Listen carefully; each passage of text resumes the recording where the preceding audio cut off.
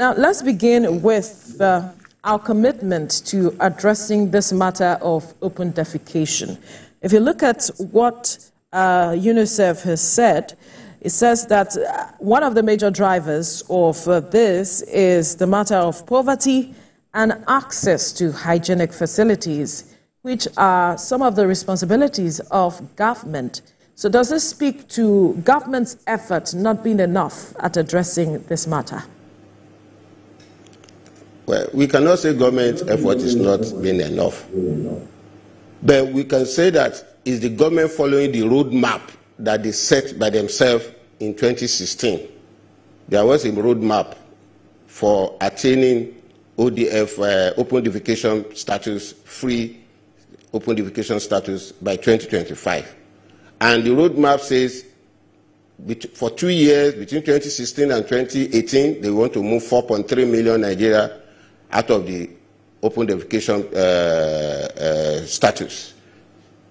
Then 2 years later, another 8.6 to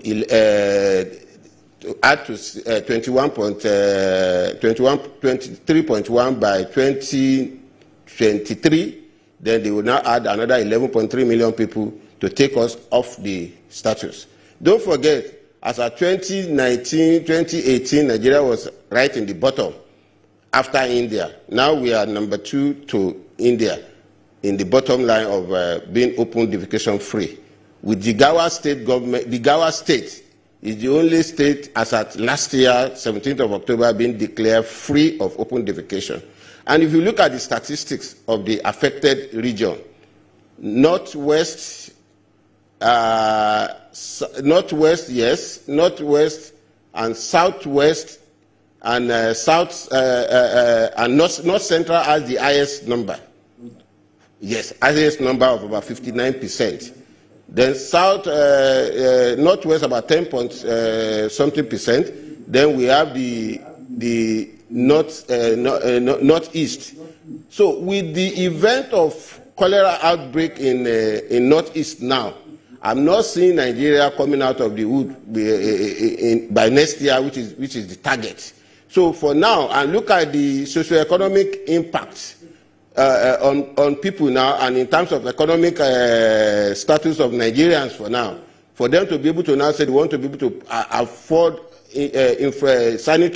water and sanitation infrastructure in their homes, and that is where we are targeting. We are trying to move from the city to the rural area and semi-urban area to be able to provide water and sanitation infrastructure. So with the economic implication situation right now, I'm not seeing government achieving this aim for now. That's what I can say. So if there is a roadmap and we are not following it, it goes to show that we are obviously not committed to ensuring that we bring an end to the matter of open defecation. Yeah, you might be correct. What makes commitment to be achieved or achievable? It's simple. Government need to put adequate funding in place. They have to follow their policy and program, and they have to do a lot of awareness and education to be able to carry people along. And I give you an example. They said they want involvement on private sector participation in the eradication of open defecation. Fine, it's doable, but are they enforcing it? You go to some eateries, they don't have convenience for both men and female. Go to secondary school, public institution, there is no convenience, there is no public toilet, there is no public toilet in our park. These are criteria they use in setting the standard. So even water, public water supply, because that is the major driver of open defecation. Because if you don't have enough public water supply, how do you eliminate open defecation? So government needs to go back to the drawing board and re-strategize and put more effort in terms of funding and in terms of even reducing the impact on health and education. Girl child in particular, I can see some girl child running away from school because they cannot. There is no adequate water supply system in their public toilet, and that's where they can catch diseases. Most of the time, we need to put it in place where we are saying that we are having a kind of out-of-school children. This is part of things that may make us to have more people out of school, particularly the girl child. And that's why government has to put in place in schools, in public institutions, enough of public toilets, sanitation equipment, and encourage private sector who are having public, like filling stations, like supermarkets, hotel, to be giving people access to use their public toilet, because to use their convenience. Because if we don't do that, we will not have end to this open defecation problem that we are facing right now. And now that you said that the 2025 target is really not, foreseeable, especially with the recent statistics by the National Bureau of Statistics saying that, poverty, a larger percentage of the population is below the poverty line.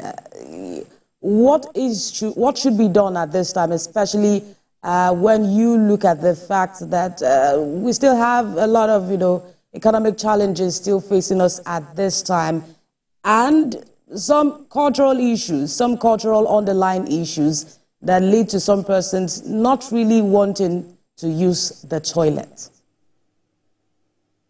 Yes, you are correct. There is a correlation between poverty and water and sanitation, yes. People who cannot afford to build a standard home, you expect them to have sanitary infrastructure in their little convenience that they have. Even the small flush, the pit hole, some people don't have it. If you go to some part of some villages, what they do is their backyard, that's where they do the open defecation. And we need to stop that. We need to encourage at least little we need to do in terms of maybe market square, city market, urban area, semi-urban area, more of public toilet. Encourage people to use public toilet and put adequate security and maintenance in place.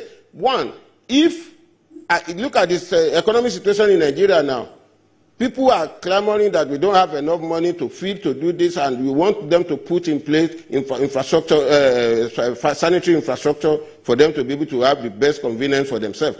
I'm not sure we can achieve that. And let me give you an example of a study carried out in Lagos State in 2009 and 2010 for the World Bank. We carried the study out. I was a member of the World Bank team that did the study on strategy for improving sanitary infrastructure in Lagos. That was the time Lagos was trying to improve water supply infrastructure. And the World Bank said, if you improve water supply, there will be problem of wastewater. So we need to tackle wastewater. So that's why they put financing the wastewater infrastructure for Lagos.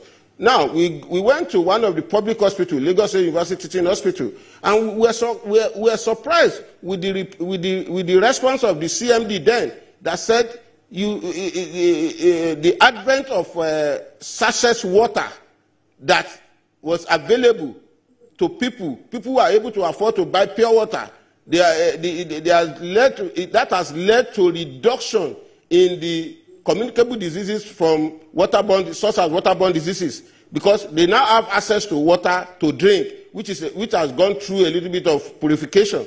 You can see the linkage. People can afford sachet water at that time, 5 naira, 10 naira. Now, how much is sachet water?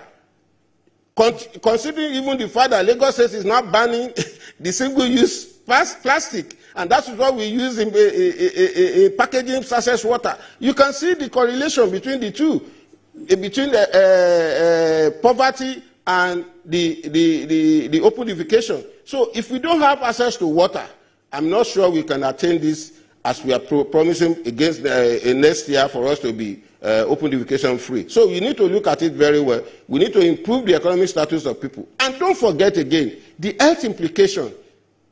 I keep emphasizing on health implication. Look at how much it's costing Nigeria to tackle waterborne diseases yearly, about $1.5 billion.